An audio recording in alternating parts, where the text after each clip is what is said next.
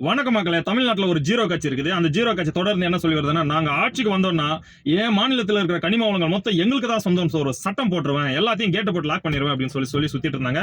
ஆனா மக்கள் அவங்கள நம்ப மாட்டாங்கன்னு அவங்களுக்கே தெரியும். அதனால வந்துட்டு இன்னும் ஜீரோலயே உட்கார்ந்துட்டு இருக்காங்க. ஆனா நான் இந்த மாதிரி விஷயங்கள் எல்லாம் சொல்லாம, நாங்க ஆட்சிக்கு வந்தா சொன்னதையும் செய்வோம், நாங்க சொல்லாததையும் செய்வோம் அப்படின்னு சொன்ன ஒரு தன்னலமற்ற ஒரு தலைவன் ஆட்சிக்கு வந்ததுனால, இன்னைக்கு ஏன் மாநிலத்தில் இருக்கிற கனிம வளங்கள் எங்களுக்கு தான் சொந்தம் அப்படின்னு சொல்லிட்டு குறிப்பிட்ட பாண்டிச்சேரி, காரைக்கால் போன்ற இடங்களுக்கு மட்டும்தான் கனிம வளங்கள் போகணும், மற்ற எந்த மாநிலத்துக்கும் போகக்கூடாது அப்படின்னு சொல்லிட்டு ஒரு சட்டத்தை போட்டு கெத்தா தில்லா உட்காந்துட்டு இருக்கிறாரு தலைவன்.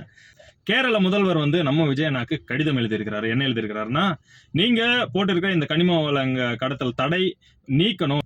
எங்க மாநிலத்துல வந்து நாங்க நேஷனல் ஹைவேஸ் இந்த மாதிரி தேசிய நெடுஞ்சாலைகளை போடுறதுக்கே ரொம்ப கஷ்டமா இருக்கு. எங்களுக்கு கனிம வள தட்டுப்பாடு ஏற்படுது. தயவு செஞ்சு அந்த தடையை நீக்கி விடுங்க அப்படின்னு சொல்லிட்டு ஒரு லெட்டர் எழுதி கொடுத்திருக்காங்க.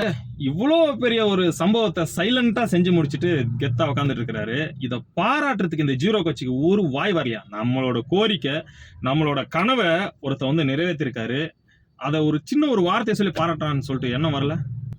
இவங்கெல்லாம் வந்து மக்களுக்கு நல்லது செய்ய வரல.